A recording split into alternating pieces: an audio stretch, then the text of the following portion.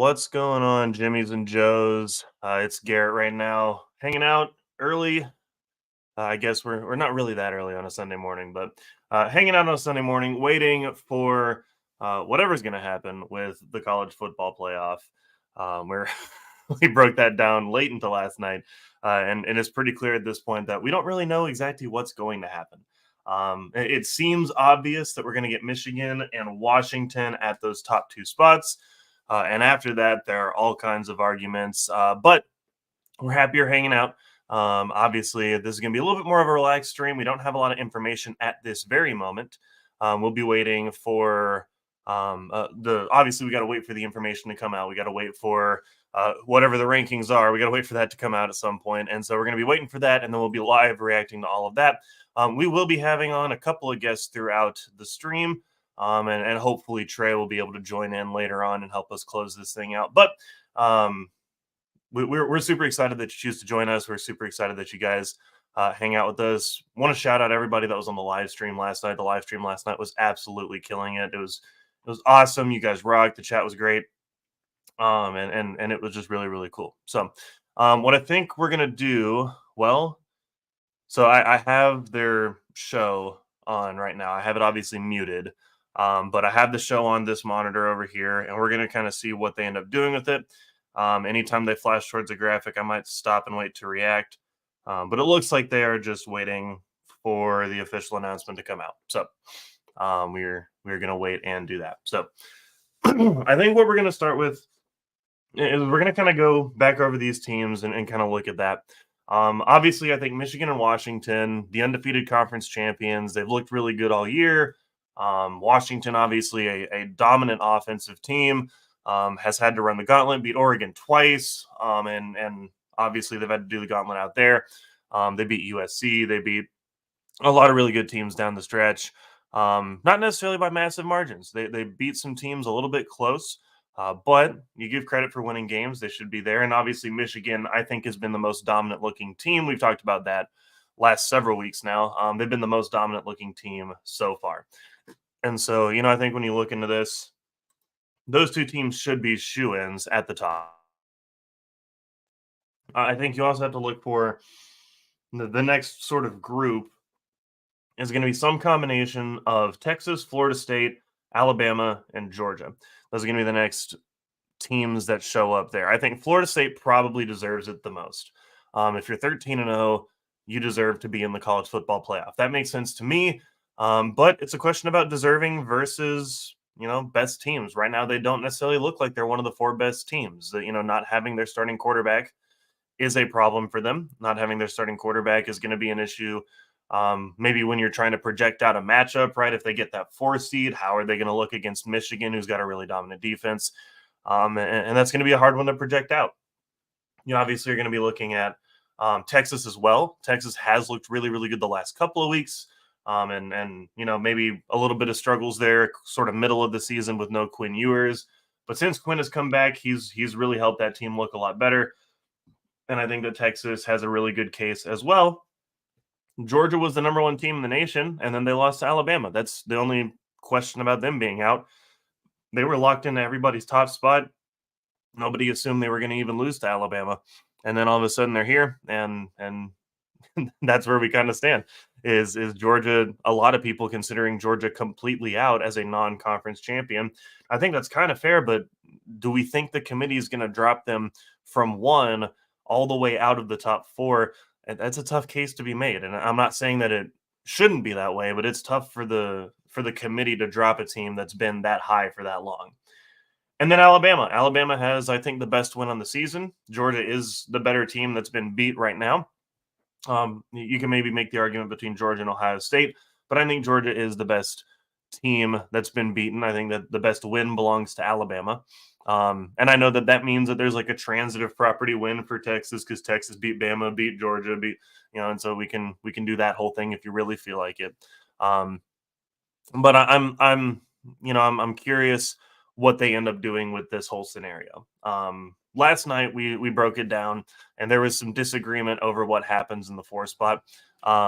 There's some disagreement over whether Florida State should slide down, and they should be the ones sitting there in the 4th spot. Whether It's more of a Alabama getting the fourth spot because they have that big win. I said that I thought it should be Texas getting the fourth spot because I think you have to honor the on-field results. I think that you have to honor the fact that Texas beat Alabama, and that if you're going to include, the Alabama Crimson Tide, you have to include Texas in that. I don't think that you can bump Florida State out at this point. But the big conflict, and this is where we kind of get into it, the big conflict right now for the committee comes down to the fact that they haven't been able to decide between, are we going with the most deserving teams or are we going with the best teams? It would be really easy to just say, let's go with the most deserving, let's go with the results on the field. It would also be really easy to say, let's just pick the four teams that we think are best. But they don't want to pick a side, and that's been the problem for them. So we'll see what happens. We'll see what goes down here in a few minutes. Again, waiting on those predictions to come out. We will see what happens with that. One thing I did want to pull up. Let me see if I can share this real quick.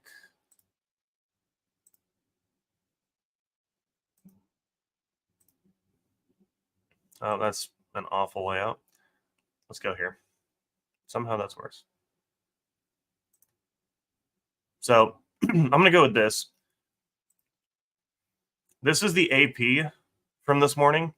And I think the AP from this morning is I think possibly a hint as to where we're going from here.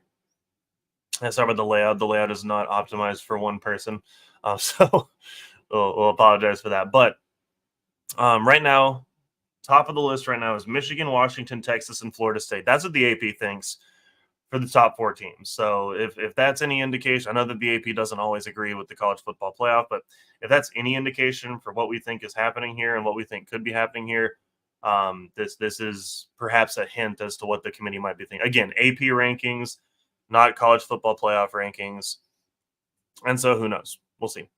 A couple things I did want to bring up. I had seen as well. There's never been, and this is the case for Georgia, maybe even staying in, but there has never been up to this point a team that was sitting at number one, and then after losing conference championship weekend, missing the playoffs entirely. So I'm curious. Let's see.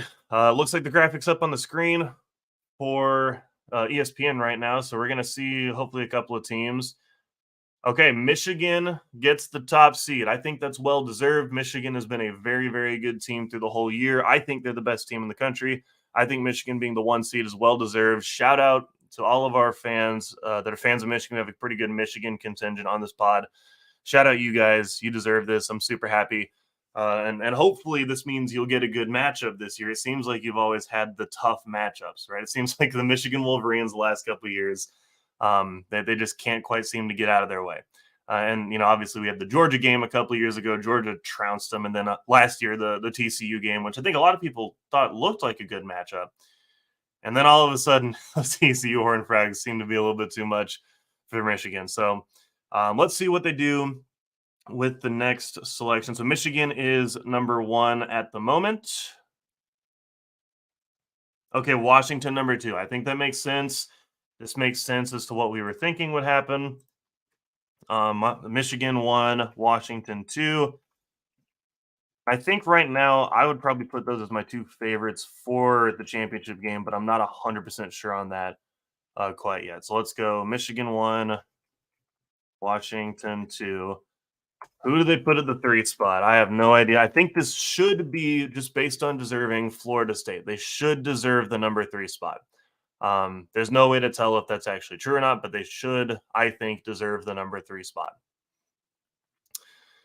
A lot of drama here on the selections. Big pause. Come on, ESPN. Some of us are live streaming this. The Texas Longhorns at number 3. The Texas Longhorns have jumped multiples. Well, they're at 7. They've jumped 4 spots to jump up to number 3. They will play Washington in the 2-3 game, and then the watch party. That is cool. Wow, that is really cool. they show the watch party in Austin, and the players getting the news and seeing it, they absolutely freaked out. That is so cool. Congratulations to the Texas Longhorns. You made it in at the number 3 spot. I think they deserve that. I think that they deserve to be that number 3 team. But again, there was no real way of knowing what would happen. And so I think the committee gets this one right. At this point, who knows what they're going to do it for? Maybe Alabama, maybe Florida State. I think it should be Florida State. I know that they haven't looked as good, that they're not a top team, but they are the undefeated conference champion.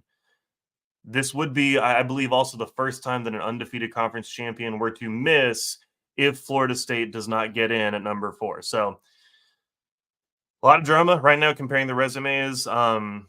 Strength of schedule right now clearly favors Bama. Bama's at 5th, Georgia's at 37, and Florida State at 55. Win losses against the top 25. Bama's 4-1, Georgia's 3-1, Florida State 3-0. Best wins for Bama are Georgia and Ole Miss. For Georgia, it's Mizzou and Ole Miss, and for Florida State, it's LSU and Louisville. We will see what happens here at the number 4 spot. I am so curious what they do here. I have a feeling they're going to slide Bama in there at number 4 and hose the Seminoles. I hope that the Seminoles get a chance, but I have no idea. Okay, so Georgia's in at number 6. Georgia has missed the college football playoff. There will not be a three-peat for the Georgia Bulldogs. They could not win their championship game in the SEC, so they have officially missed the college football playoff. Who will be that number 4 team? Let's see. Waiting on ESPN.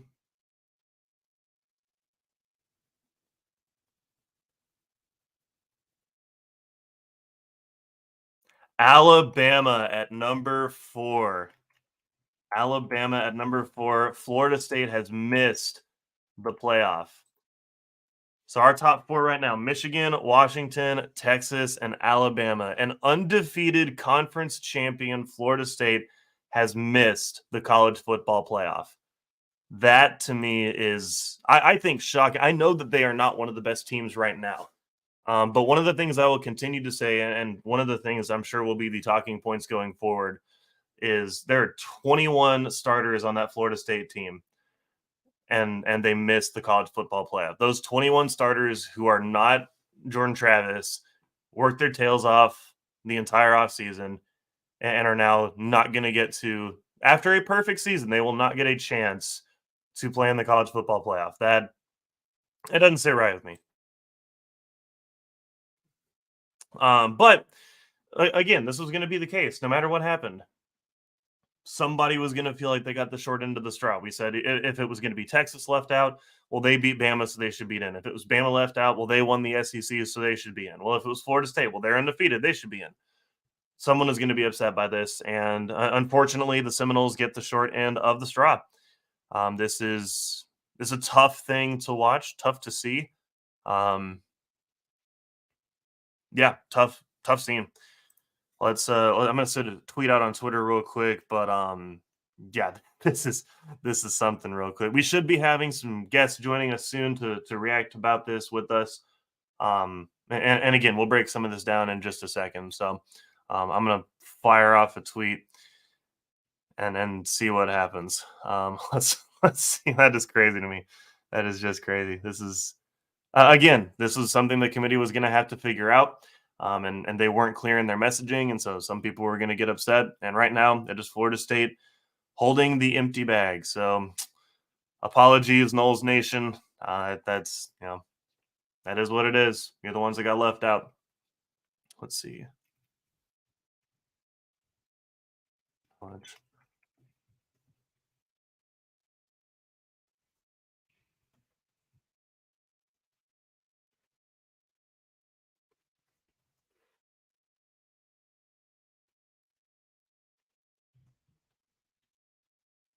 Number 1, Michigan. Number 2, Washington. Number 3, Texas. Number 4, almost typed Florida State. That's just what felt right. Alabama.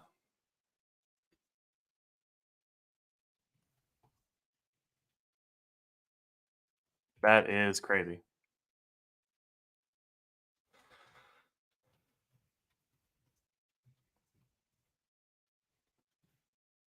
That is just crazy. We'll talk about these teams in just a second. Talk about kind of where they've been, their journey to get here in just a moment. But again, this is breaking, so we're throwing a little bit of social out there before we get to that point.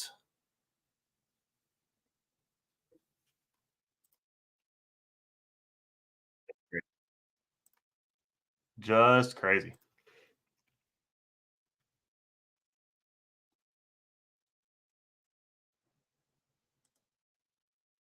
Okay, so fired off a couple of things there on Twitter. So the college football playoff officially set. Michigan, Washington, Texas, and Alabama.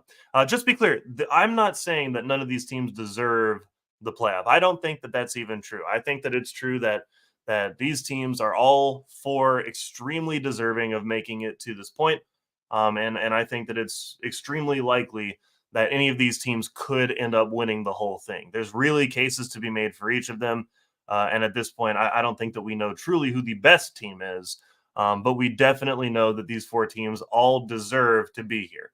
There'll be a lot of people that are going to react and talk about how wrong it is that certain teams got left out, and that's fair. There's going to be some serious criticism of the committee. I think this is why 12 teams is the correct decision long term. But hey, that's where we are right now. So again, I kind of want to go through these teams one by one and just kind of break down what they did to get here. Again, waiting on a few of our guests to join us. And so we'll see who shows up when. But wanting to pull up a couple of things just real quick on my end. I want to start with Michigan. I want to kind of go through their schedule one more time, go through kind of how they got to this point, and talk about them first because they are the top team in the country, and I think deservedly so. I think that they deserve to be the top team in the country after what they've gone through this season, and after the gauntlet that they had to run. I know that the Big Ten was maybe a little bit down this year, but this is still a very good conference. So again, starting off with Michigan, the undefeated conference champions, basically stormed through their non-conference no problem. They beat a very good Rutgers team to open up conference play 31-7. They beat Nebraska on the road 45-7. They beat Minnesota 52-10. Indiana 52-7. Michigan State 49-0.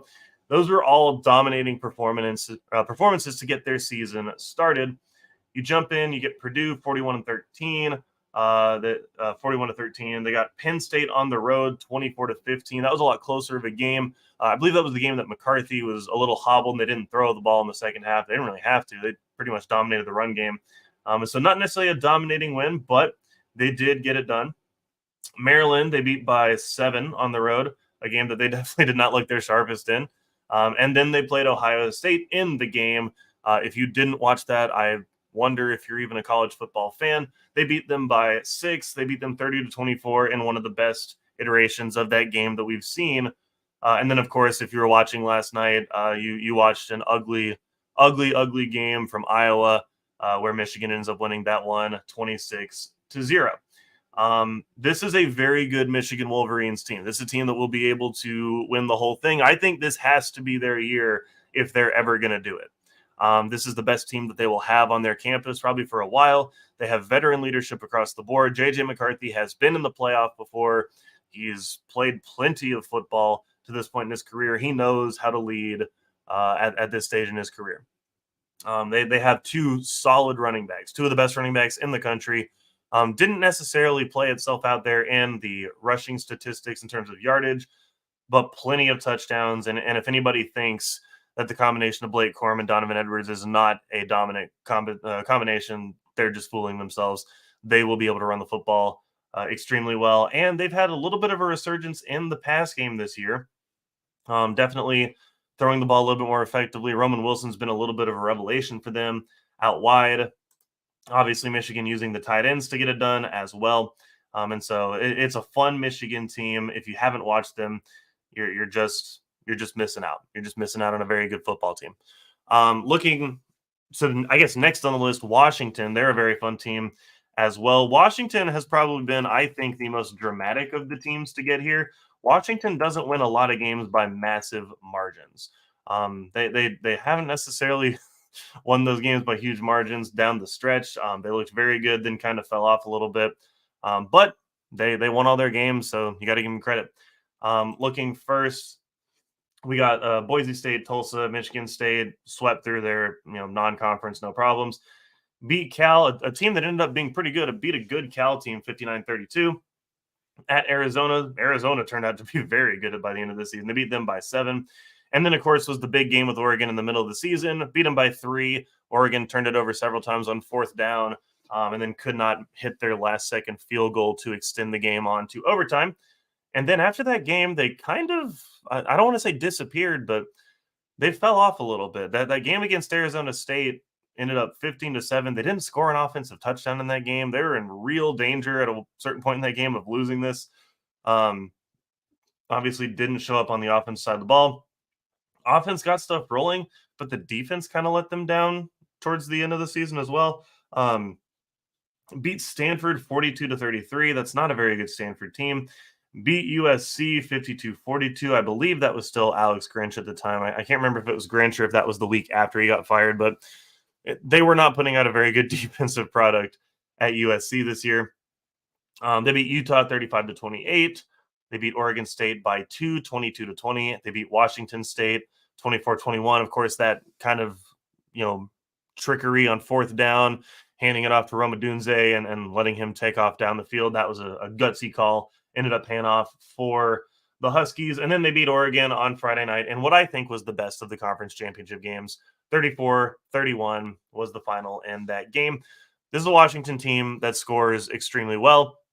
Compared them last night to the Texas Rangers. They're not necessarily a perfect team. They're not necessarily a complete team, but in their sport, they just kind of continue to win. They're just finding a way to get it done. And that goes for something, right? Because if they're in a tight situation late in the game, they've been there before. They know what it means to win a game that you have to win. And that does something to the psyche of a player. And that can be a thing that gives them the edge in one of their games. I guess now we'll look over at Texas. Again, Texas, kind of I think a little bit of a surprise for 3. I don't think most people expected Texas to be at 3 if they got in. I think a lot of people had them slated in at 4. I know a lot of people were sliding Florida State down to 4 with Texas in, so I didn't necessarily expect them at number 3. That was a little bit of a surprise to me. I picked them at number 4 last night, but definitely not necessarily upset by that ranking. I think that makes sense given what the committee decided. Looking first, I guess down their schedule, we start off again the non-conference. Rice, not really a competitive game. Obviously, they're much better than Rice. They go to Alabama. This is the big win on the season for Texas. They go to Tuscaloosa and they beat the Tide 34-24. This was at a point in the season when Jalen Milroe was not a very good quarterback. He was still athletic. He could still pass the football, but not necessarily a very good quarterback at that point in time in the season. And I think that, that was something where when Alabama lost that game early in the season, that was a point where we said, okay, well, Texas has the fast track at this point to the playoff. You fast forward several weeks, they take care of business until you get to that Oklahoma game, and all of a sudden they lose that game on some last-minute heroics from Dylan Gabriel there. And, you started to think maybe Texas was maybe on the outside looking in at this point, but they took care of business down the stretch, including without their quarterback. They didn't have their quarterback, and they took care of business there up until the last couple games. And when Quinn came back, offense turned back on, beat Texas Tech at the very end of the season 57-7. And then, put the whooping on Oklahoma State there to end the season as well. And so, look, Texas, you can make whatever argument you want to make about maybe they didn't look like always the best team. Maybe they didn't always look like they were the most deserving. Maybe the SEC is the better conference. I don't really care about that. Texas beat Alabama, and clearly to the committee, that's what they've said what was happening there. So I'm going to go ahead and let our first guest jump in the room. I'm going to add Dan to the stage. Welcome, Dan. Thanks for jumping in. How are you doing this morning? Hello. Thank you for having me. Yeah, of course, man. It's great to have you on again, just kind of hanging out a little bit and reacting to some of these rankings. Dan, I'm gonna just go ahead and ask you sort of point blank. What's your reaction? Do you think the committee got it right? If they didn't get it right, what did they get wrong? And how excited are you, I guess, for 12 teams next year if that means we avoid situations like this going forward?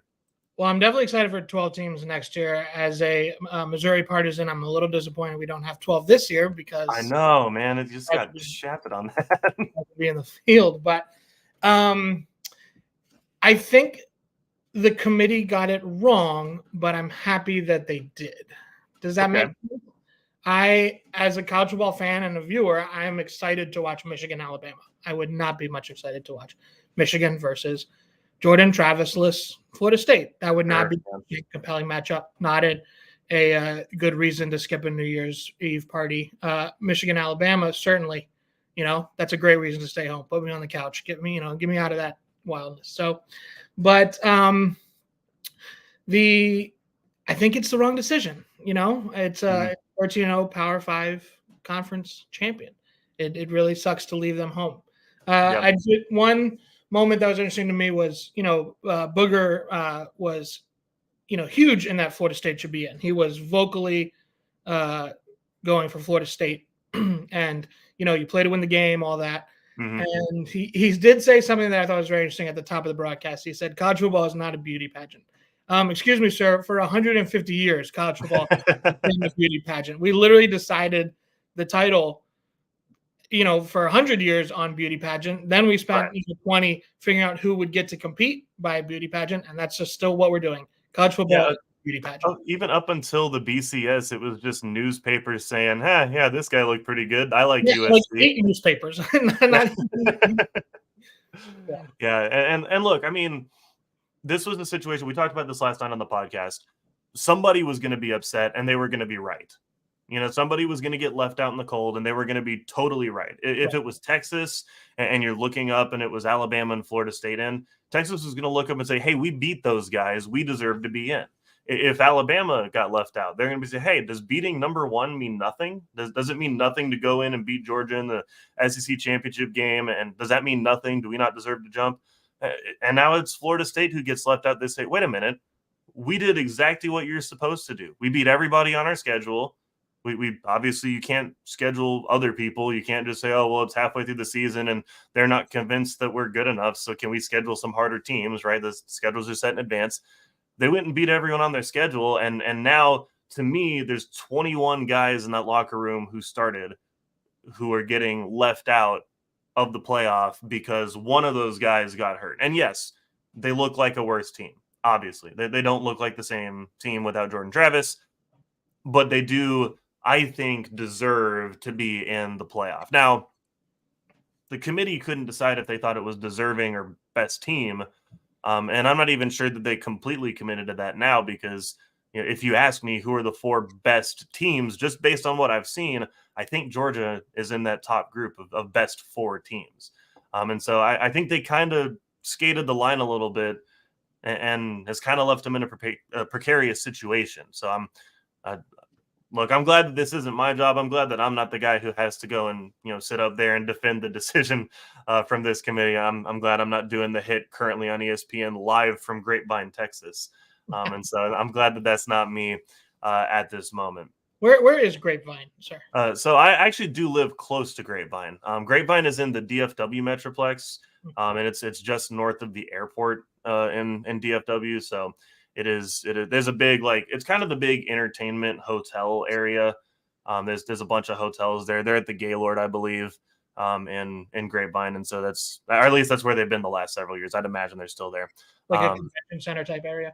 Yeah, it's a good place to fly in and drive 10 minutes and then you're at the hotel. So it's good for that. So but yeah, it's look, I'm so pumped for the 12 team playoff next year because again, you don't have to have this conversation of somebody who really deserves it being left out. Of course, in a 12 team format, you're going to have teams that don't deserve to play in the playoff, that don't really have a shot, that are going to get in, but you also make sure you get everybody who does get a shot.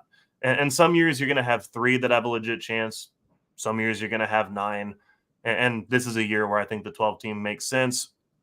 I guess question to you, if we were this year to have the 12 team, and they were to kind of seed how they have. I know that we haven't seen I guess 7 through 12, or at least I haven't seen 7 through 12. It might be on They'll X. they'll do this at 2:30, according to the ESPN press release. Well, fantastic, I guess. They're like, well, we're gonna let that fall. Y'all can start screaming at us, and then later we'll be like, hey, look, we threw y'all a bone. But yeah, I guess if you were to see this and you see that these are your bye weeks, I guess my big thing is you have Florida State, you have Georgia. They're up there at the top. They're at that 5-6 spot. You rank these teams 5 and 6, and then you rank the rest of the teams behind them. If it's, you were saying Missouri clearly had a case to be made to be in that sort of top 12 if you were going to have a playoff this year. Why rank Florida State that high if you're just going best teams? It looks like they went the best teams route. Why'd you put Florida State at 5? Right. Why not Oregon? And Oregon, Ohio State even, right? Yeah, good question. I mean, Florida State did just put up 2 weeks of tape of pretty bad offensive football. Mm-hmm. And I think the fact that it was 2 games of it and not one was a part of the reason why they're out. If it was just one weird game, you could say, hey, they could game plan around. But that was 2 data points, 120 minutes, right? Maybe 110. They did play pretty decent for a stretch in the second half against Florida. Yeah. With a little bit where Rodemaker settled down. But you could say, they could, with a month to go, Norvell could scheme it up. But, yeah, why not? Interesting. I hadn't thought about it that way. But it seems that maybe to create the drama of the reveal, right? It'd be they flash Georgia at 6 and then Oregon at 5, and everybody loses. Yeah, what are you gonna put? Yeah, Oregon at 5. So right. I guess one of these teams is 4, and the other one is disrespected. No, I guess for me, when I look at this, I just keep wondering what their criteria really was, and I'm sure that they'll come out with some kind of bureaucratic excuse for why they put everyone where they thought they should be. Mm-hmm. But at least for me, I don't know why they've made the decisions they've made, because again, they were towing that line between, are we going to go with the best teams or are we going to go with the most deserving teams? Right now, if you're going with most deserving, I don't know how you leave Florida State out as a 13-0 conference champion. If you're going to go with the best possible teams, then I don't know how you leave Florida State there at 5 and don't find some way to slide Georgia up. I know that they just lost, obviously, but if you're really telling me that Georgia's not one of the 4 best teams, that's something to question. And so again, I'm not necessarily making a case for one way or the other. I didn't work on the committee this year, right? If I was on the committee, I'd be stomping my fist for either let's pick a lane, right? Let's go most deserving or best teams. But they didn't pick a lane. They rode the fence to the last second. We talked about briefly, kind of jokingly, is there a chance they're just sandbagging us so that next year we'll be a lot more excited about the 12 team if we have those little I don't know. I think it just kind of ruined the sport. I'm not really sure if 12 teams is right for the whole move. Are we sandbagging it this year, just making everyone upset so that next year 12 teams is more palatable? A little tongue in cheek. Obviously, I don't think that's what they're doing, but interesting to think. We also will add now second guest for the stream. We are going to go ahead and welcome in Jake. Jake, how are we doing? Welcome to the Thanks stream. For having me. Thanks for having me on, guys. Welcome to College Football Chaos. I guess let's just get your immediate sort of live reaction. You've seen these teams come out. It's Michigan, Washington, Texas, and Alabama, followed by Florida State and Georgia, just the first 2 out. Live react. What do you think? Committee get it right? I'm just gonna say no. I don't think they did. I know it's kind of it's hit and miss right now. There's a lot of debate going on with it, but I guess the way I view it is the whole season has to matter. I understand that Florida State did not have their starting quarterback, but I think the one thing that kind of got lost in it is that the quarterback playing last night also wasn't going to be the quarterback playing in the bowl game. That when Tate Rodemaker had a concussion, he was basically a game time decision. 4 weeks from now, you have to assume that he's going to play. It's different if he's got a broken leg like Jordan Travis, but Brock Glenn was a true freshman going out there. I don't know what the committee was expecting to see where they kept him above Alabama. They had Florida State in the top 4. I just don't think there was enough technically to move them down into 5. And the other thing, people have talked about, and I agree with it too, is if you want to go by the best teams, then why is Georgia not ahead of Florida State? Because Georgia is clearly a better team if you're going to justify it that way. I've said it on Twitter numerous times. I still believe it. I think the committee picks the 4 teams they want and then figures out the justification afterwards. I mean, you might be right. And we had even joked about this, I think even a couple weeks ago on the pod. We had said, aren't they just going to try to find the best ratings? They're just going to find a way to put the teams up there that are going to draw the best TV crowds because this is all just a show. And like, look, again, we said this a couple times that they didn't want to pick a lane between best team and most deserving team. They tried to kind of go both routes and kind of say, well, they're deserving, but they're maybe the better team. And I think that this is a better team overall. And they didn't really pick a lane. And so, again, I get Florida State. If we're in a 12-team scenario like we will be next year, Florida State's not the number 5 team. There's no way that they put Florida State at number 5 if they're picking best teams, right? If they're going with most deserving, they might get the bye next year, right? They might get the bye week and get one of those top 4 spots.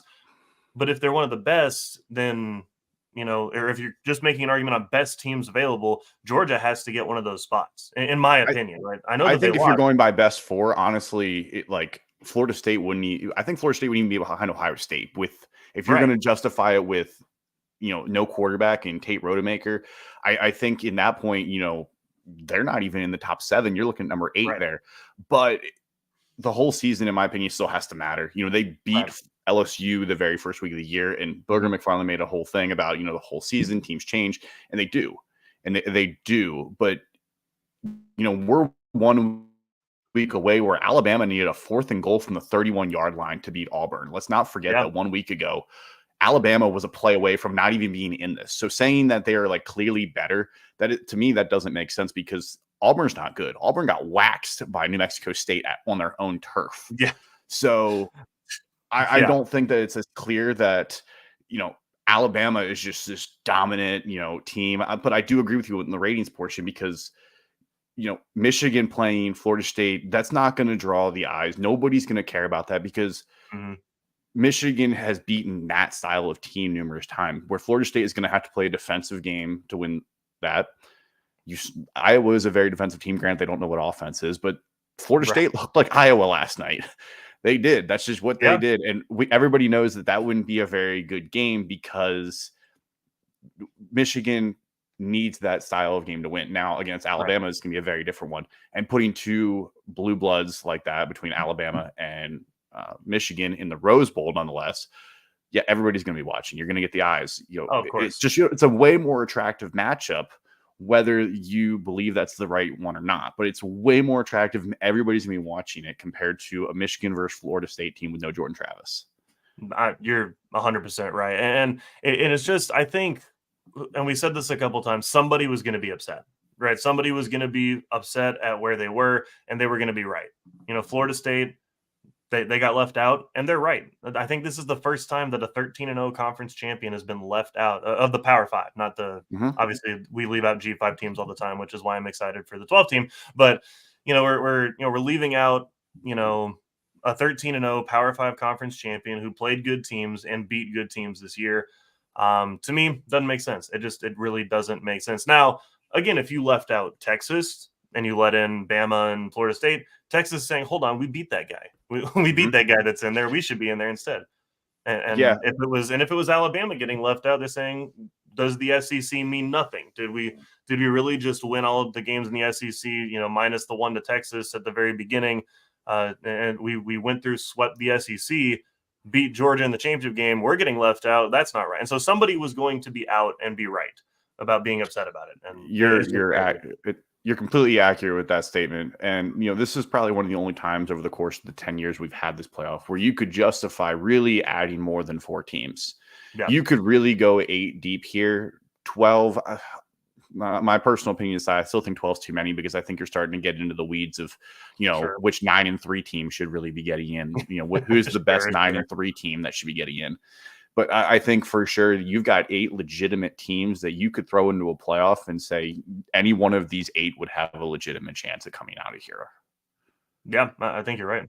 That's part of a takeaway from me, which is, there's a lot of talk on Twitter this week of I want to see the chaos. I want to see craziness. I want to see the committee have to make a tough decision. A lot of people were saying that, right? That was a very common refrain this week in college football circles. And then it's like, well, we just saw them have to make a tough decision, and now everybody's, weeping and, gnashing their teeth and rending their garments. It's like, well, yeah, and that's what we asked for, right? And it kind of got me thinking about what kind of chaos do I like? And I don't know if I necessarily like this kind of bureaucratic sports chaos. This is not that compelling. Like, we've been live here for 40 minutes and we haven't even really started talking about the games. And nobody on the timeline is even talking about the games. Michigan, Alabama is an incredible matchup. Washington, Texas is an incredible matchup. And obviously we'll get there. We'll get there soon. But we got to go through all this first, right? Yeah. And when we talk about sports chaos, I love, the on-field chaos, March Madness and things. This bureaucratic chaos isn't actually all that compelling. Once the initial shock wears off, I don't know. Maybe I could have, those years where the committee, everything kind of shook out perfectly for them and they had an easy decision. Maybe those years were a little more fun. I don't know. Yeah, I mean, you're right there. Every year it seemed like it was pretty obvious. We've only really had two debates. 2014, you had the Ohio State TCU or Baylor. And Ohio State obviously goes on to win national championship, kind of vindicates that decision. And then I think it was 2017, Alabama and Ohio State. It was kind of the same, very similar, like best team versus most deserving. Ohio State had 2 losses, but had better wins. But Alabama only had 1 loss and, didn't really play great throughout the year. So other than that, but like the 2017 one wasn't really that heated of a debate. It was more of a which team should we have and which one do we really not want. This one was one where it's like you could justify a lot of different teams here. Yeah. And, credit to Texas, honestly, for taking care of business, because we would have been a very, if it came down to it and Georgia was actually going to be included, would they have put Georgia over Florida State? Like if Texas had lost and you're going to sit here and say 4 best, would they have put Georgia in over Florida State? I think they probably would have. Is the thing, like I think they would have made that decision because, again, if whether it's for ratings or matchups or just picking the best 4 or whatever they decide to say on whatever day it is, depending on how the wind is blowing, I think that they probably go ahead and say let's throw Georgia in there because Georgia, Michigan, part 2, 3, that's a compelling matchup, I guess. That's something I think is a little bit more fun to watch. Whereas, I mean, again, the Florida State matchup wasn't necessarily going to be that fun, but you're still punishing 21 starters and an entire defensive unit that played a really great like Florida State's defense was a great defense all year. Louisville has a really good offense. They were top 30 in scoring and total offense. And Florida State was the only team to hold them to single digits all season long. Jack Plummer looked lost as a 5th-year senior, just looked absolutely lost out there. An absolutely uncharacteristic game for him. And for what they pulled off, 7 sacks? Those are crazy numbers. That's crazy numbers in a conference championship game where they also knew the stakes. They knew the stakes of how well they had to play to keep their team on top and to give them a chance. They went out and did their part, and now that defense gets to sit there and wonder, hey, well, should we uphold Jordan Travis earlier from the game so he didn't get hurt, or what would have been, or what could have happened, and they have to just go and second guess themselves. And I'm going to pull this one. There's a tweet that I saw that I thought was kind of funny. The College Football Talk Daily says Florida State will play Georgia and Miami on December 30th, according to Brett McMurphy. I don't know if this has been officially announced or anything yet, but that's what Brett says. It is called the No One Wants to Be Here Bowl, also referred to as the Orange Bowl. That's kind of a good take on this one. Neither team's going to want to play that game, and it's just even when you get into the bowl games here. I mean, you've seen over the last decade or so where you have players that opt out. And, Florida State, does Keon Coleman play? Does Johnny Wilson play? Does Jared Verse play? Do all these guys play where you can't even go into the bowl game, and no matter what they do, you can't justify it saying that like they didn't deserve to be or they did deserve to be, because if they play Georgia, well, Georgia's gonna have opt-outs too. Like Florida State should win and claim the national title because they'll be undefeated 14-0 as a power conference, and they'll have just defeated the back-to-back champions. They should play to win and claim the title. Oh, 100%. Go for it. By all means, nobody's going to stop you. A better claim than UCF's. If Alabama can claim a 3-loss season as a national champion where they finished 21 in the country, then, sure, go ahead. At least you went undefeated. Not like you had one loss. But like we said, that's not a beauty pageant. We're not judging them based on the newspapers. And I'm glad we got away from that, though. Going back to the if Texas loses hypothetical about 5 minutes ago, I think if that's the case, I think Ohio State enters the conversation. We've seen the committee give them the benefit of the doubt over and over. Their only loss would have been a one possession game to the team that they put at number 1. They have impressive wins over ranked teams in Notre Dame and Penn State. I think they would have been a part of it. Well, the funny thing is they would have been right too, because if you put Ohio State back into that equation, Ohio State's another one of those teams that you can make the argument is one of the better, maybe the best, one of the 4 best, one of the more deserving teams. And like, look, winning the game is officially a playoff game at this point. And so if you lose the game, you're out, or maybe in the 12 team, you're at the very bottom of that, and you got to work a lot harder. But at this point, it became a playoff game, and not winning it obviously has its consequences. But you can't tell me right now that there's too many teams better than what Ohio State is. Ohio State's a good football team, maybe lacking the elite quarterback play that they've had in the past, but they've got athletes up and down that roster who can compete with the best of them. And would I have paid for a 1-4 Michigan Ohio State again rematch? Yeah, I'd like to see that one in the Rose Bowl. That'd have been a lot of fun. If you put that on a neutral site, I mean, obviously they played in Michigan, but even as an Ohio State fan, I know that like that is going to be a good matchup. You're going to get. It's not going to be a blowout. The game was way closer than it had been the last 2 seasons, and I agree that when you start getting into this, and in the next year, it won't matter as much because. Sure. An 11-1, no matter 11-1 power conference team is going to be in the playoff no matter what.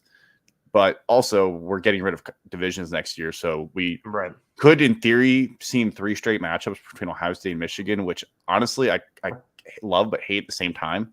There's something weird about that. It feels like it would be fun. But I think by the third time, if you split 1-1, by the third time, there's some stakes, but you're kind of like, okay, come on, we've seen this before. We know what they're going to do. We know what they're going to attack. Here's another deep ball to Maserati Marv. Here we go. And I think you in theory, you could see this happen a little bit more in any of the conferences. I mean, Washington and Oregon played twice this year. Oregon would surely still make this playoff because they're only 2 losses coming to the number 2 team in the country. Where I don't know when the final rankings will be released, but I'm guessing Oregon will be somewhere around 8, 9, 10, and they would still be in the playoff. And depending on how it all shook out, I know the committee next year will probably do their best to say, okay, well, 1 through 4 have their byes.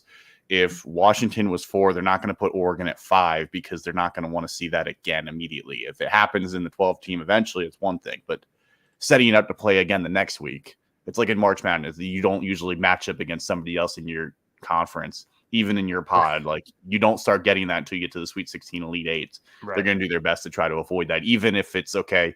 You're 7 and you're 8.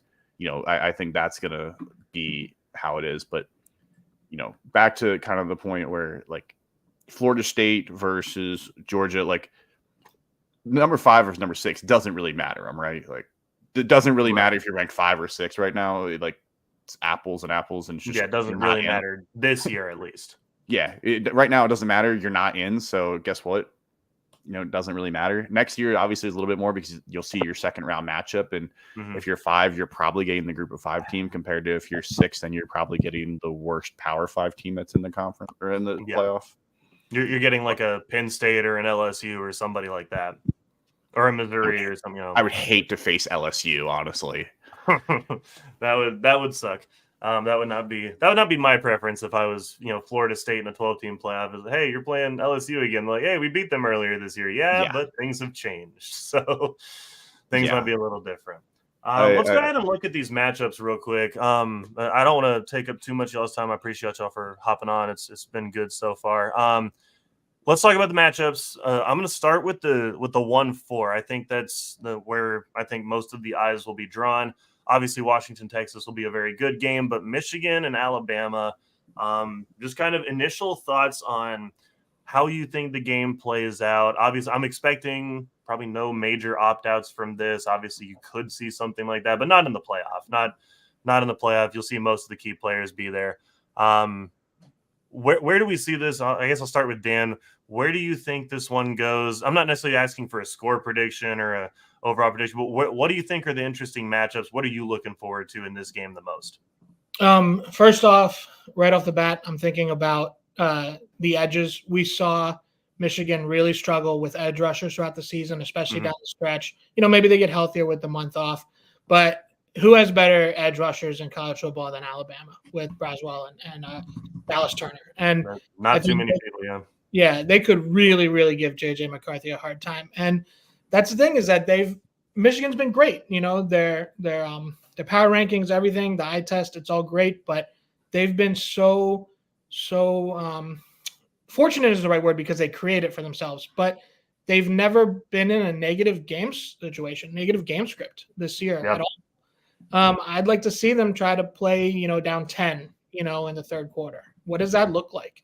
And especially against a team like Alabama this is going to be a righteous collision of agile beef, right? Like this is two smashy teams and but with a lot of speed as well. I think it's going to be really good. I think, I'm looking right now at the Action Network power ratings, and it says the projected spread Michigan 1.5.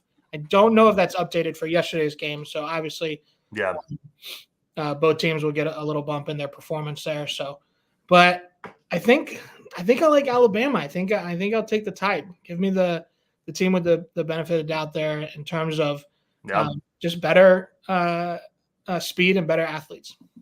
Yeah, for sure. Jake, you gotta take on, I guess, this matchup 1-4. Anything you think? Obviously, the Ohio State fan, you watched Michigan pretty close, I'm sure, this year as well. So, what do you expect out of this game? What do you think are going to be some of the keys? So, I just did a quick calculation because the last 4 weeks, Michigan's offense has honestly been horrendous the last 4 weeks. And now, granted, they did play 3 really good defenses between Penn State, Ohio State, and Iowa, the 3 of the best defenses in the country, but they have averaged 282 yards per game over the last 4 weeks, and the other game being Maryland. And Maryland does not have a good defense, and they looked really bad against Maryland as well. And they only got 291 yards. And so now you get 4 weeks off, and you get time to prepare for Alabama. But Alabama is going to play a faster defense, and they have higher end talent when looking at this. Now, Iowa's got a very good defense, but the speed that's going to be on the Alabama defense compared to Iowa, it's going to be much more in line with the Penn State and the Ohio State defense. And JJ McCarthy has turned from a guy that people thought could be a Heisman contender and a first-round pick to really just seems like he's regressed into a game manager lately. And they rely heavily on the ground game. They rely heavily on Blake Corum. And they really are an old school traditional Big Ten team where we're just going to try to kill as much clock as possible. And we're just going to pound it down your throat. Blake Corum, one of the weird things, I think it was up until the Penn State game, all of his touchdowns that year were within 5 yards. And I don't think he really last night he went 16 carries, 52 yards with a long of 6. Like it's just, I don't know. It like when Alabama is going to have a pretty physical front, and Michigan has struggled with mobile quarterbacks in the past. And Jalen Milroe is going to be way more mobile than anybody they've played. And Jalen Milroe, to me, still reminds me of Jalen Hurts, of just his body size, his big arm. He's not as accurate as Hurts, but just the way he plays is a very physical. And I'm interested to see how Michigan plans to defend them, because this Alabama team isn't loaded with talent on the offensive side of the ball like they were a couple years ago when you had, Henry Ruggs and Jalen Waddle and Devonta Smith. But there are guys that can make plays on this offensive side of the ball. Yeah, no, for sure. I mean, there's athletes all over that roster, obviously. And I said it last night on the show. I think that this is the most impressive job Nick Saban has done as a coach. Obviously not his best team ever, not the best team he's ever coached. But when they entered the year, Milroe was struggling. He wasn't a very good quarterback at the beginning of the year. He was athletic. He could run. He could throw a good deep ball, but the intermediate stuff was not there. Wasn't a very good quarterback at the start. And to watch his progression through the year, to watch him get better, whatever the circumstances were around the USF game and him not playing and maybe injured and maybe it was discipline and maybe he was just getting benched for some reason. To watch him progress after that game and to watch him get better week after week and for Saban to put him in a position to win and to get this team to where it is now, I think is one of the most impressive jobs he's done as a coach to get them to this point. At a certain point, right after the USF game, there's a lot of talk, including on our pod, about how, well, I don't know, Bama may not be that good this year. Maybe Bama loses 2 games. Maybe they lose 3 games. Who knows? And we didn't see that happen. We saw Nick Saban show us once again why he's the best coach of college football. But I think when I look at this game, for myself at least, I think the important thing for Michigan on offense is going to be finding a secondary receiving target. It seems like if they just if they just have the one target, it seems like they struggle because teams can key in on that. And whether it's been Roman Wilson, whether it's been one of their tight ends, it seems like they just have the one receiving target who really is a factor in a game. They're going to have to establish another guy in some way, shape, or form. Otherwise, Bama's going to be able to stack the box, and they're going to shut down the run game. It hasn't been as explosive this year. Those are still 2 very talented running backs in Corum and Edwards. But they haven't had the results they wanted this year out of that. And I think unless McCarthy can be a little more explosive, a little bit more dynamic, I think you're pretty much right. I think that Milroe, his progression through the year, the athletes that Alabama brings back, and what they're going to be bringing into this game, I think is a dangerous spot for Michigan. Now I don't know that I'm comfortable picking Bama at this spot quite yet, because the one thing I'll say goes in Michigan's favor is a lot of the guys on this team have been here before and they know how to handle themselves in the playoffs. They got like 60 seniors on this team. Yeah, I mean, it's a very experienced team. Most of these guys have played in 2 different playoff games at this point, and a lot of the key pieces for Alabama have not. A lot of their, the quarterback obviously hasn't. Receivers have been out for these. Running backs haven't been the key playmakers in those either. A lot of those guys on defense are newer faces. So I'm curious to see. Obviously, it's a Saban-led team, but I'm curious to see what happens in the third quarter when it's a tight game and Michigan knows what it's like to be here, and the Alabama team doesn't know what it's like to be here.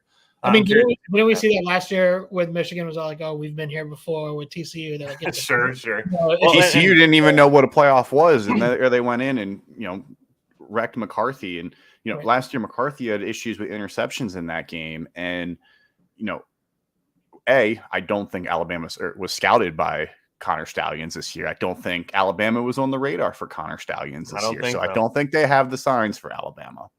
Yeah, we'll have to go back and check security cameras for that one, see if he found his way to Bryant-Denny at some point. But I 100% agree with you on a second receiving threat, because Roman Wilson has been fine. He's been the guy that scored most of the touchdowns, but Roman Wilson isn't really a game breaker to me. Sure. He is a possession guy that, can maybe break one, but, I look up and down the receiving core, and there's not a ton of guys with a lot of catches here. Roman Wilson, Cornelius Johnson are the 2 of the biggest one. Cornelius Johnson, I don't see a guy that's more of a game breaker. He's a big body receiver, but they didn't really use him like that much this year. And then they're going to use the tight ends. Colson Loveland is going to, and AJ Barner are going to be the 2 guys that get a lot. Yeah. The other thing that'll be interesting is Michigan lost Zach Zinter in the Ohio State game, where against Iowa, you can kind of hide that a little bit more. And I know there's tons of experience on the Michigan offensive line, but now when you're in the playoff against a team as talented as Alabama, who recruits as well as Alabama, is that going to be a factor? Is losing one of your senior offensive linemen going to be a factor today? Yeah, I mean, you'd have to think so. Zinter, the loss there was huge. To lose not just the experience there, but it also, a lot of people forget, an offensive line has to play off of each other. They have to play, with each other. They talk about offensive lines gelling at some point in the season and playing well together. So just the lack of experience together on the field is another massive problem there, which again, you're going to have to play well on offense if you're going to beat Bama. I think the defense will be just fine. I think Michigan's defense will hold up. I think they will cause some problems for Milroe. But if you ask me, just what would I think is more likely to happen, I'd say right now it's more likely that Milroe and company get something going against Michigan's defense than the other way around. That, like you were saying with Wilson, he's reliable. you can go to him, you can depend on him. He'll convert some third downs for you, but I don't think anybody in that Alabama secondary is looking at this matchup going, "Oh, look out! They got Roman Wilson coming at us. We got to make sure we double him and make sure to put a safety that side of the field at all times." Like I don't think anyone's that scared of that matchup. When you look at like the best units in this game, the Alabama coverage is probably the best unit in this game. Michigan D-line, maybe you can make the case Michigan D-line, but you would have made the case O-line, but without Zinter, I don't think so. You're talking about a backup going against a guy like, Jaheim Otis, who's a war daddy there in the middle for Alabama. Yeah. So, I think it's Alabama's coverage unit is just, you're like you're saying, it's going to make the difference there. Yeah. So we have a line on DraftKings. Okay. JJ McCarthy didn't use his legs nearly as much this year compared to last year. This year he only registered 146 rushing yards, went negative a bunch this time, including yesterday against Iowa, went negative against Maryland, went negative against Purdue. Yeah. Really didn't have any games. I think a lot of that is the tackles. I would agree. One thing that I will say in McCarthy's defense that he's really good at is being elusive and getting out of the pocket and extending plays. He's very good at that. He did that several times last night. He did it several times against Ohio State, where he would be running over towards the sideline, running. You think you got the play dead, and then he slings one back and he finds a guy just past the sticks. He did that against Penn State when they were running it for 37 whatever straight plays, where they called passes, but they were covered, and then he took off and ran. Extended the play, took off and ran. But last year he was way more elusive.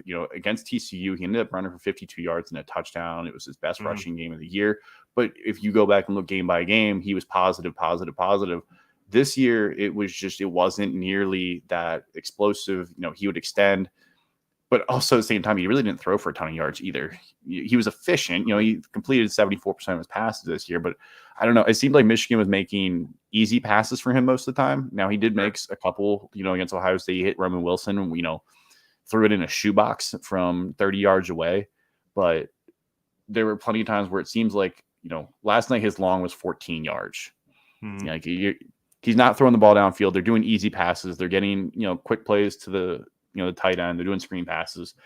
I don't think that kind of style is going to work well against Alabama because they're more willing to put their guys out on islands. And, maybe they'll find a way. They got a month of game plan. It gives you a lot of time to figure it out and open up the playbook. The weird thing also, the last 3 games, other than last night, Sherrone Moore was the head coach. Your offensive coordinator is your head coach, which I think is a factor because the guy who's calling your plays is also the guy that's now checking in on Zach Zinter, making sure, seeing where the situation is, finding out what the defense is going on, finding out who's going in, who's going out. There's a lot more that goes into when Sherrone Moore is now going to have a month to game plan. I think you can see a little bit more of aggressive game plan. Yeah. Okay. 1-score game, down by 4, 3 minutes left. You need a drive that ends in pay dirt to win. Which quarterback are you trusting more? Well, Jalen Milroe did against Auburn on 4th and 31. I was going to say Milroe, for all of his, I think, faults even still as a quarterback, which I don't think he's a quite polished product, he just seems to win. He just seems to find a way to win. He pushes his team past. He finds that one more drive. He finds that last second. And look, I think at this point I trust Milroe a little bit more than I trust McCarthy. Whole team, I trust Michigan again because I think they've been here and they've done more experience with it. But man, there's just something about doubting Nick Saban that I don't know if I can do anymore. There's just something about saying, Nick Saban, his team will just not quite be ready. His team will be slightly outmatched. His team, I don't know that I can keep saying this about Nick Saban. So it pains me because I don't personally like him. He's caused my team pain for as long as I can remember now. So I'm not super pleased about it. But it is what it is with Nick Saban. So I think I would trust Milroe in that situation. I'm actually going to amend that. I don't necessarily trust Milroe, but I trust, like Isaiah Bond and like some of those receivers a little bit more to come down with a contested catch than I do with maybe a Roman Wilson or anybody else that Michigan would have to throw it up to in that situation. Because I'm a trust that a tight end probably isn't running a 30-yard, go and trying to catch one in the back of the end zone or something like that. What kind of line did Brock Bowers have last night? He had a big catch early, big catch and run early, but I feel like, and I know he's banged up, but banged up Brock Bowers is about the same as a healthy Colston Loveland. So he five catches, 53 yards, long of 20. 30 of them on that first drive. Right? He was hobbled, right? He wasn't 100% in that game. I mean, for whatever it is, he wasn't 100%, and so I don't think that. Obviously, not 100%. Brock Bowers is still best than most tight ends in the country, but it's. I don't think. I'm not even sure that I believe this. I'll just say I don't think that Michigan's going to have the success with the tight ends that they've had this year against Alabama, because Alabama's defense is just too good for. They have too many guys who are physical enough and athletic enough that can match up with those tight ends in coverage and just give them problems. And I also think they do a really good job getting them off their route at the line of scrimmage. And so I don't think that Michigan's tight ends will do as I'm maybe going to amend that later, but I don't think, at least an initial pass, I don't think they'll have as much success. So we got to draft. Oh, sorry.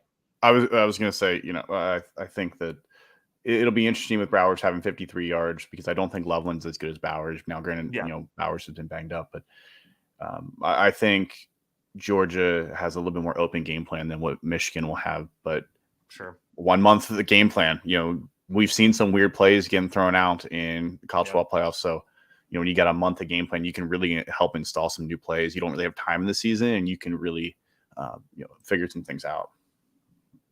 Yep. So we had a line here, Dan. Yeah, Michigan is favored by 2, over under 46. Oh, I feel like that line's going to move. I have already bet Alabama. There's going to be some action on that line for sure, and some of it might be me. I might need to cross the state line real quick. Nick Saban getting points with a month off. That sounds like something I might want to do. And also 47, it feels low to me. I know that there's 2 good defenses, but that feels low to me.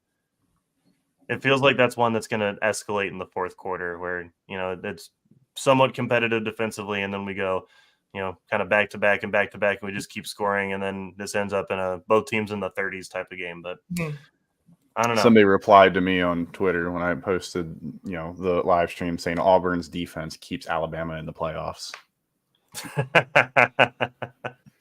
Congratulations. Thank you, Auburn. We wanted that.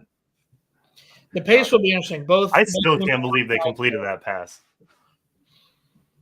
Both teams are outside the top 100 in terms of seconds per play. So I think that and Michigan is dead last. Michigan is the slowest team in the country, slower than service academies. So impressively slow. Yeah. You'd almost think they were trying. The first half will be a lot of feeling each other out. And then I think you're right, Garrett. The second half, things will ramp up. Yeah, I think that's probably about right. Let's talk about we got a couple of comments here. I'm not going to necessarily put them up, but it seems we've got a Texas fan or two starting to trickle in. So let's go ahead and talk about that second matchup, Washington versus Texas. I for one, may be a little surprised to see Texas at that third spot, but we are where we are. We got Texas and Washington. We're going to play this game. And these are 2 really good offenses. 2 offenses I think will score a whole bunch of points. I'd love to see the over-under on that one and see where that is, because I'd almost be inclined to pick the over regardless. 2 quarterbacks who can make every throw on the field, and also a couple teams that have looked inconsistent. And Texas wasn't always convincing down the stretch. A couple of 3-point wins and their last few games, I think Kansas State and TCU, if I'm remembering correctly. And then, you look at Washington as well. They weren't exactly, putting everybody away down the stretch either. And obviously Texas looked a lot better in their last couple of games in terms of, smashing their opposition. But I think Washington was playing the better teams. I think I would pick Oregon to be a little bit better than Oklahoma State at this point. So looking at this game again, kind of initial reactions. Where do you think this goes? What are the matchups? Well, I guess we'll start with Dan again. We'll just kind of go back around. Washington, Texas, what are we thinking? My first thought is, Washington took care of business. They always ended up on the right side of the scoreboard, but they did not play their best ball for the last 6 weeks of the regular season. They were tremendous Friday night. And the thing we heard a lot was injuries, that there were a lot of, undisclosed guys playing through a lot of stuff. Michael Penix did not look right, hunched over in that cart thing after games, missing throws he didn't miss for the past 18 games, and giving him a month off if he truly is hobbled, to giving him a month off, we're going to get a tremendous quarterback matchup here. Over under 63. I think you have two of the best play callers in the game right now in Ryan Grubb and Steve Sarkisian. These guys have a month to prepare, bespoke game plans for this, and I think you're going to see a lot of scoring. You have probably two of the four best receiver rooms in the country, and LSU and Florida State are both right there, and Ohio State, of course. So two of the best five. I think it's going to be an incredible matchup, and I'm excited for this one. Yeah, Jake, what are you thinking on this one? What do you think the matchups are? What are you looking for in this game? This is probably going to be the highlight of the college football playoff, at least of all the bowl games, because you've got stars all over the field. At wide receiver on both sides. Xavier Worthy, Jordan Whittingham for Texas. Washington, they speak for themselves. You've got Jalen Polk, Roman Dunze, and Jalen McMillan. These guys are going to air it out. One thing that was interesting with Washington when they played Oregon was how physical they were in the run game. They were finding a lot of success running the ball. And what do they look to on the Texas defense, and how are they going to try to exploit that? And I agree. I think this is a lot of points. I think this matchup gives me memories of like the Georgia-Oklahoma game that went, overtime in the Rose Bowl, where I think you could see just a ton of points, both teams, pushing 40 points. And this is going to be exciting because, I know Quinn Ewers is expected to come back, but if Quinn Ewers goes and wins the national championship, does he look to go to the NFL? If he goes and just blows everybody out of the water in the two games and wins the national championship, does he then look at the NFL because he is that good? He was the number one player in the country for a reason. And I think seeing him versus Michael Penix, you've got, names, you've got the matchups. Washington isn't a blue blood, but, they are an exciting team. Yeah, and they've made the playoff a couple of times too. So, blue blood or not, this isn't unfamiliar territory for Washington. They've been here a couple times. And I think you're right. These are, two incredible teams with incredible talent across the board. I'm curious, I guess, if you had to lean one way or the other, specifically at the wide receiver position. I want to ask that question because obviously two very good quarterbacks, and I think you're onto something with Quinn maybe declaring he does have a little bit of shoulder injury problems.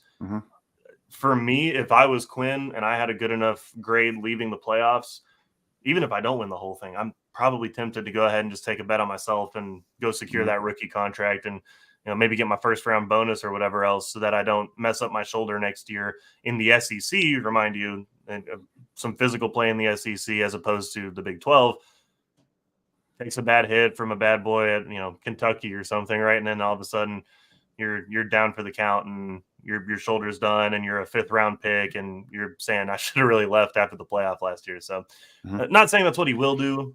Who knows how he's going to look in the first place, but I do want to ask specifically on the receiver rooms.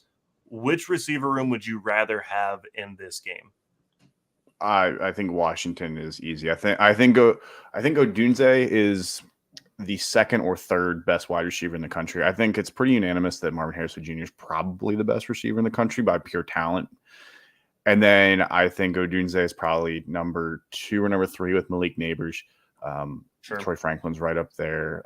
You've got a couple other good guys. And I think Xavier Worthy's really good, but I don't think he's pushing that top 5. I think he's more in that, 8 to 12 range is where I'd probably put him. Jordan Whittingham's good, but I really love what Jalen McMillan has because he hasn't been healthy all season. He suffered some injuries. He was out a little bit, but Jalen Polk filled in wonderfully. I think that 3-headed monster it's going to be hard to double cover guys because of the playmakers they have on the offensive side of the ball. Sure. I think that's a tough question. I think I probably lean Washington just because Odunze's ceiling, but I do like the complementary elements of all of all of Texas's different Ooh, that's a pass catchers. slip. I don't know what happened there. I did that in the Slack too the other day. I forgot about AD Mitchell too. AD Mitchell. I don't know. I Yeah. keep forgetting Well, he's on the when team. I was typing up the score bug, I almost typed in Florida State instead of Alabama because it just felt right. So, I think I just like the way they all complement each other, and Jatavian Sanders too, one of the best tight ends. Yeah, that's fair. Division in the country. I think another thing that'll be interesting to me is the just the way that going into the game against Oregon the second time, everybody, people were the line ballooned up to 10, right? It opened at 7, it was up to 10, and saying, "Oh, Oregon's just more physical. They're going to out-physical them. They'll have the advantage of the line of scrimmage." And Washington really owned that game in the trench, and it was almost like they took that challenge personally. And I think that's going to be a lot of the handicap going into this game too, is that Texas is going to have the advantage in the trench. They have guys like Kelvin Banks on the offensive side. They have Sweat and Murphy, who are just game wreckers on the interior on the other side. And that's going to be a lot of the talk. And as Washington, who's not any slouch in the trench, do they respond to that almost like a personal challenge, just the way they did against Oregon? And on paper, Texas is better in the trench, but does Washington meet them for those 60 minutes?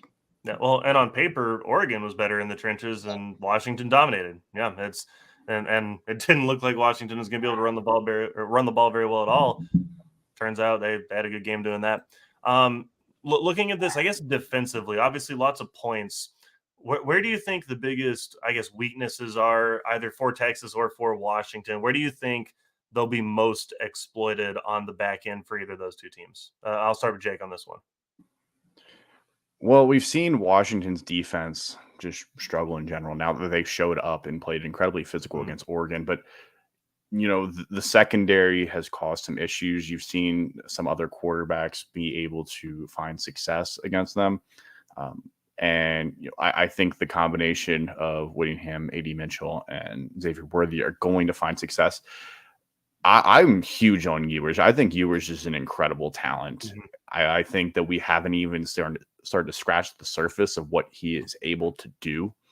And, I think this Washington secondary is going to have a very, very tough time containing, Ewers, because while Ewers isn't a running quarterback, he is very mobile.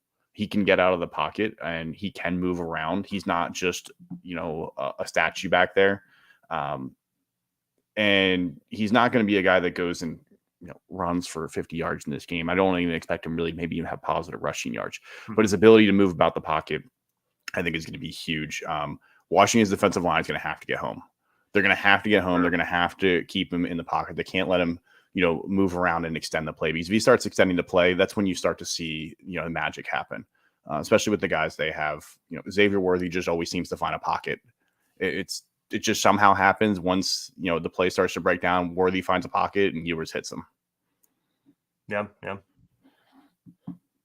What's interesting, looking at some of the metrics here that are, some of the behind the scenes things, is that Washington is defensively, they'll let you drive the ball down the field. Their defense is pretty good at preventing big plays. In terms of defensive explosives allowed, they're 13th in the country. So Texas, we have that image of, Ewers hitting, Worthy on a bomb, but they're much more of a success rate based offense. And Washington allows that. Washington's defensive success rate is 105th in the country. And so I could really see a scenario where Texas is just, moving the ball kind of at will, 7-yard plays, 8-yard plays for the whole night. That could be tough. I'm a little bit worried about Texas on the perimeter. I think they're going to be really tough defensively on the perimeter. I think we even saw Oklahoma State not a good passing game, able to create some things down the field towards the outside the numbers. Yeah. And then the game turned into a laugher eventually, but they were getting some things going down the field. So I don't know. I think it'll be a fantastic matchup. Both teams have clear advantages, and both have a few things that they can pick at too, some scabs that they can pick at on the other side. For sure. I definitely think that's right. So I guess we'll go, kind of predictions where we're leaning on this one. I'll start, Jake, on this one. Let's go as easy as we possibly can. Where are you leaning on this one? Does Texas find a way? Does Washington find? Is it as easy as just saying who holds the ball last, right? Who gets the last possession? They're going to win. Well, where are you leaning on this one?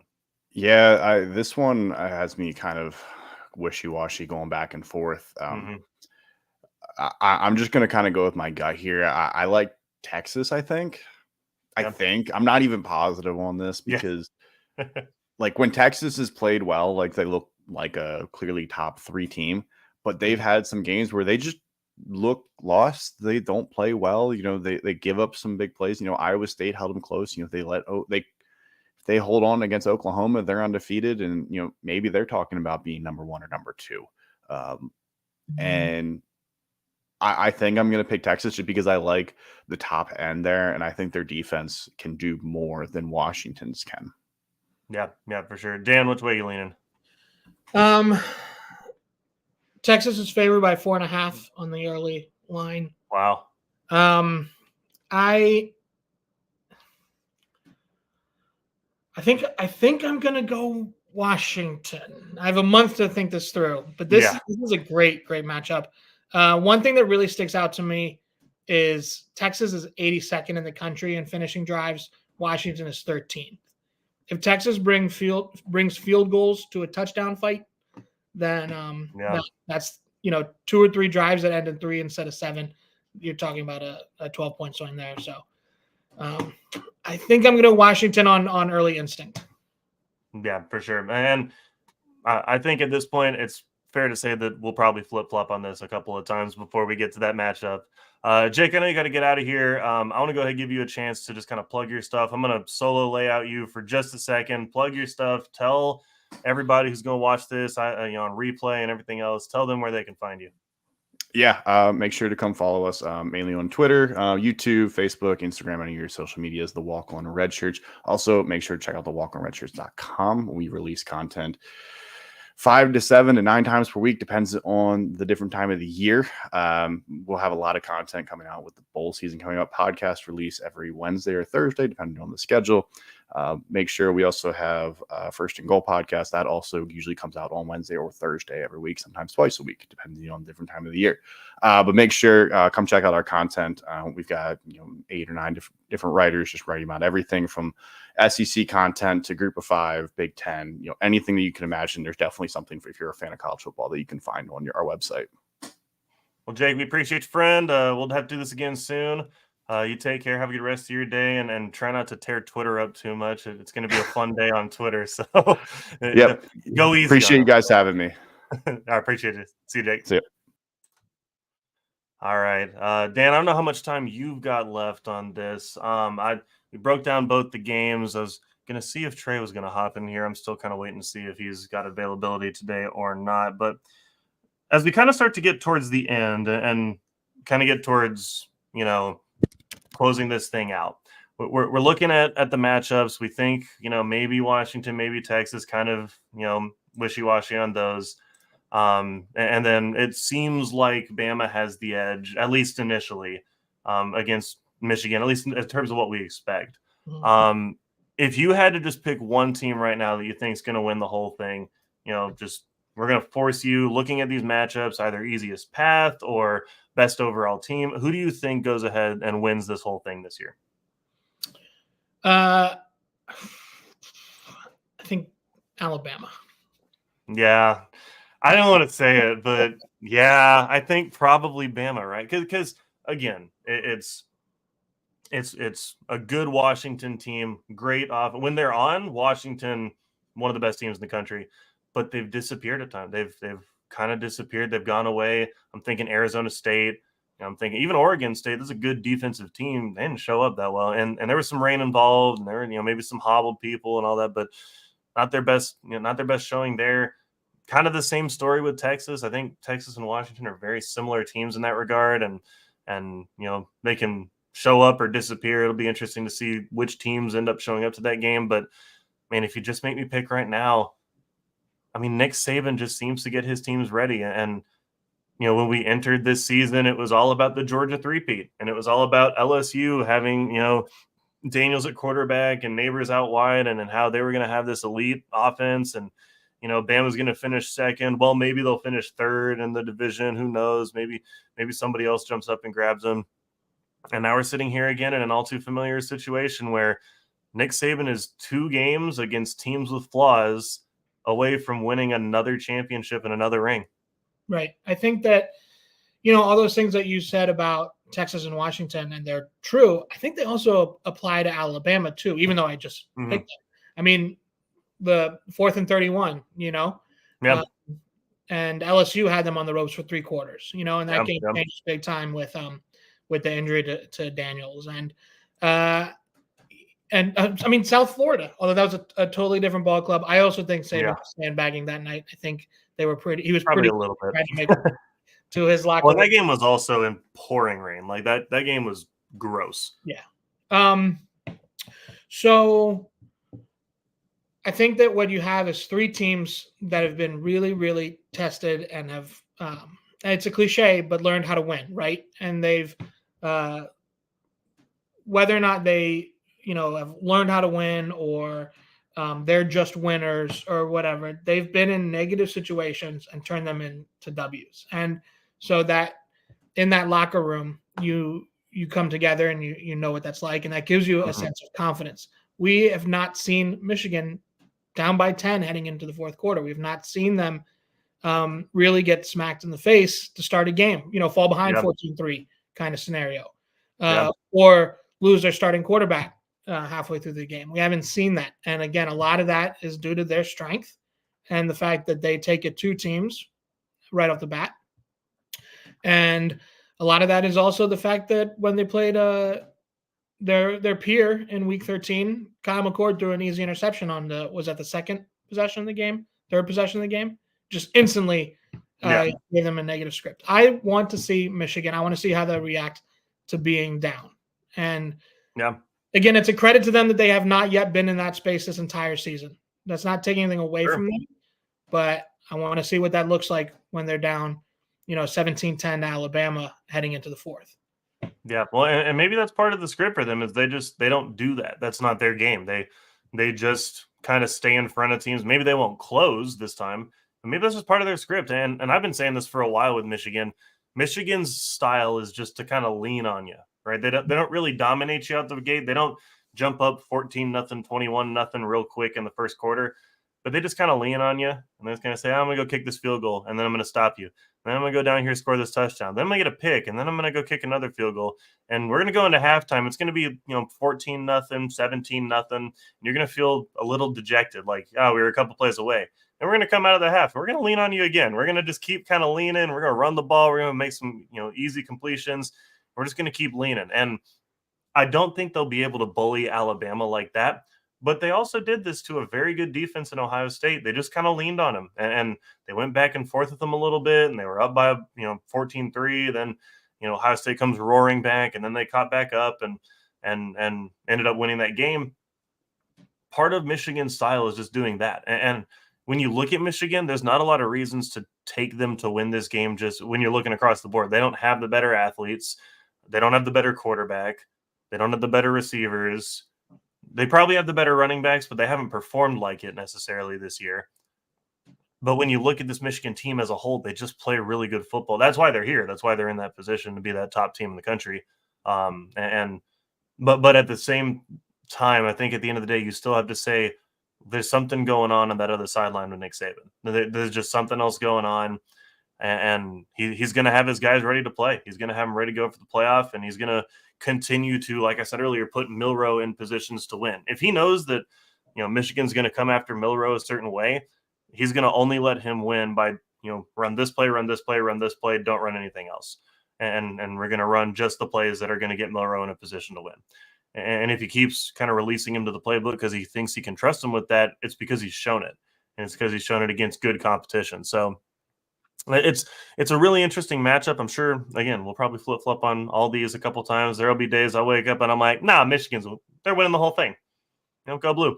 And then I'm going to go, they don't have a chance. Bama. It's still Bama. And then on the other side. I think I'm going to flip flop on Washington, Texas like 12 times today, probably. So I'm going to go, no, it's obviously Washington. Roma Dunze is unstoppable. And be like, I don't know, Jatavion Sanders, he's pretty good for Texas.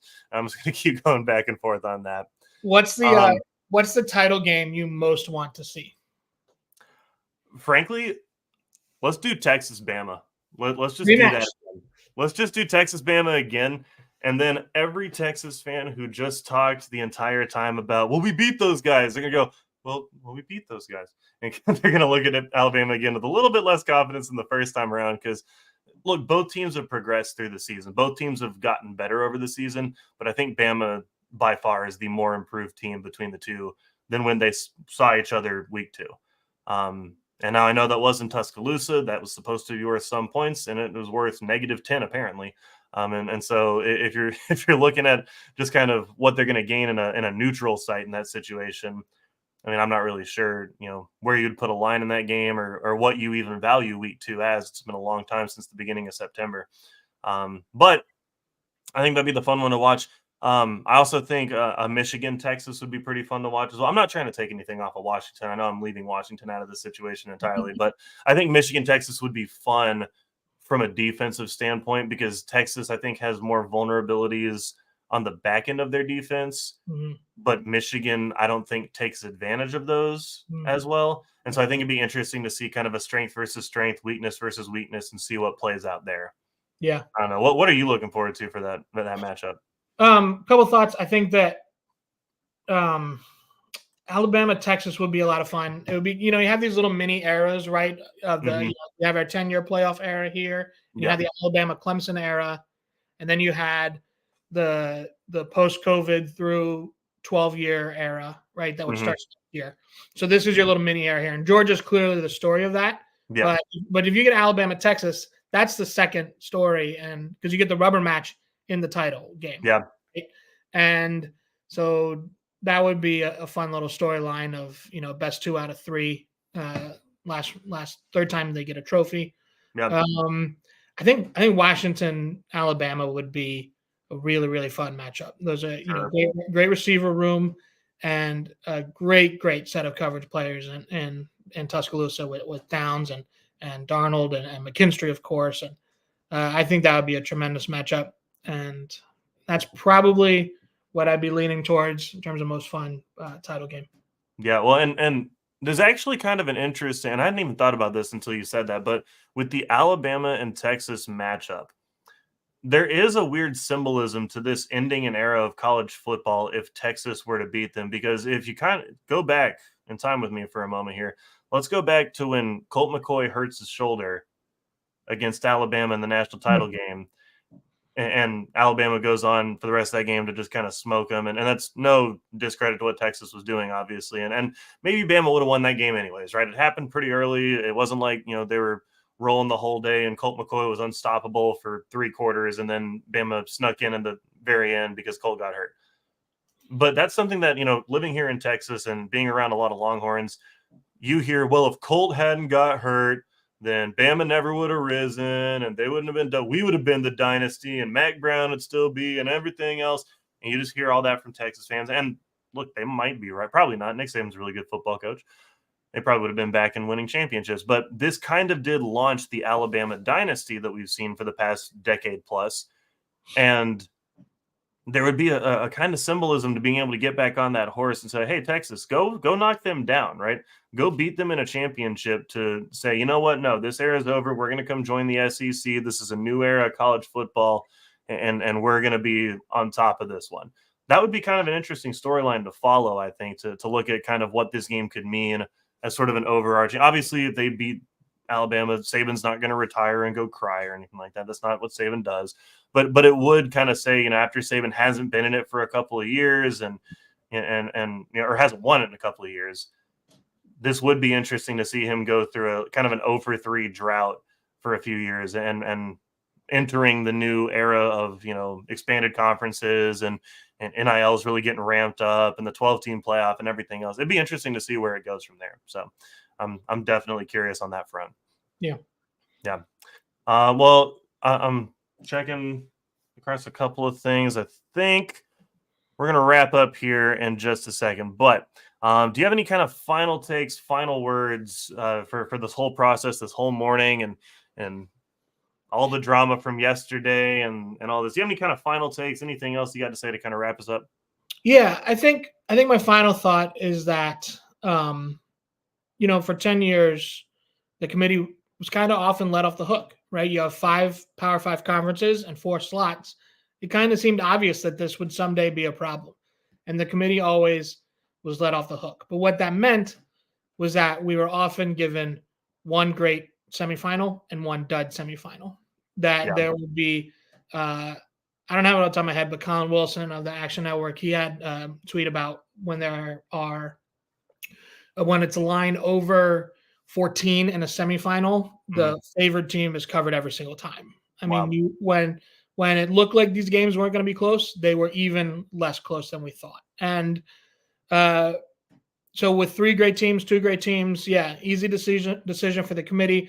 A nice, relaxing Sunday afternoon where we all turn in, watch the field, say, yep, that's what I thought, and then start looking at the one game of the 2 that matters. Yeah. And so today sucked, and it sucks for Florida State. And it sucks if you're in the only thing that matters is the games, and college football is not a beauty pageant, which is just not true. That's just not how the sport has been its entire time. It has always been a beauty pageant. But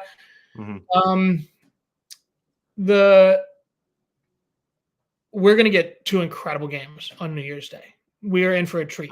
5 great teams instead of 3 gives us an amazing, amazing tournament. And I'm sorry that what it means that one of the 5 teams doesn't get to play. That sucks a lot for those guys. But I really can't wait to watch these teams figure it out. Oh, for sure. It's a sucky day today for obviously the reason just mentioned, right? It's you're leaving some teams out that probably deserve to be there. But at the same time, it's going to be great when we get to those games and we get to actually watch those games instead of other ones, right? There's games that could have happened that maybe wouldn't have been as fun to watch, and it turns out we're going to get the fun ones. One last kind of thing before this, I think it's kind of funny. So since the loss of Jordan Travis is the difference between a national championship caliber team and not, he should run away with the Heisman, right? Apparently, I mean, obviously, I'm not going to make that case, but it's what the committee's saying is this player is clearly the most valuable to his team because it kept a 13-0 team out of the playoff. But what's LSU without Jaden Daniels? Like 5-7. Oh, maybe not even bowl eligible. Yeah, that's not a great team without Jaden Daniels. Yeah, not gonna make the argument there, but I do think that is an interesting point. And obviously, we're gonna hear about this from Florida State fans all off season. So if you want good content, pander to the Noles. Like I said, they should go win that game and then claim a title. Hang a banner, go all the way. Release the DVD. Run the ads at 2:30 night on ESPN. National championship gear, Sports Illustrated special cover. Yeah, do it all. Yeah, and what you can do is you can say we went 14-0. The only reason we didn't go 15 is because they didn't let us play the game, and go tell them to do that. So that'll be fun. Because it is a beauty pageant. It is because it's a beauty pageant. Yeah, look, 14-0 Florida State by the end of this season. No, I'll go for it.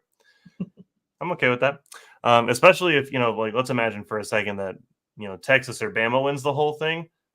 So you're saying that there's a 14-0 versus a 14-1? That's a better winning percentage to me.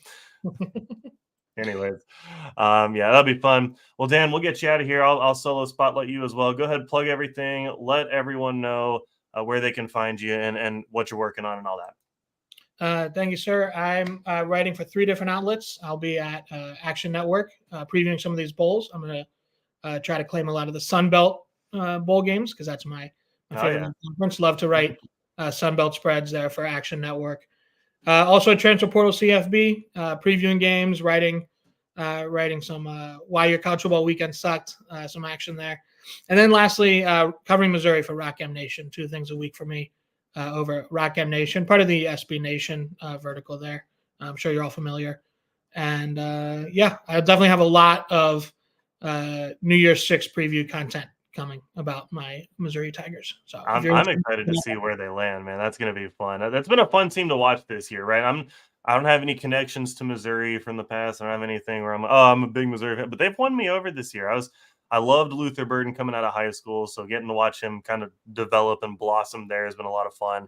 And then it's just been a lot of fun to watch this team all year and see what they've been able to accomplish. So it's got to be fun for you. It's got to be a fun time to get to watch them and watch your team kind of go off and take care of it. So I wrote that the ceiling was 9-3 in the magazine, and that felt optimistic. I felt that's pretty silly to put that down on paper with an SEC schedule and coming off a 6-6 year, and then they go out and go 10-2. So yeah. Well, hey, we all made mistakes in the preview magazine. I put Miami, Ohio's ceiling at 8-4, I think, and here they are winning their conference kind of out of nowhere. So.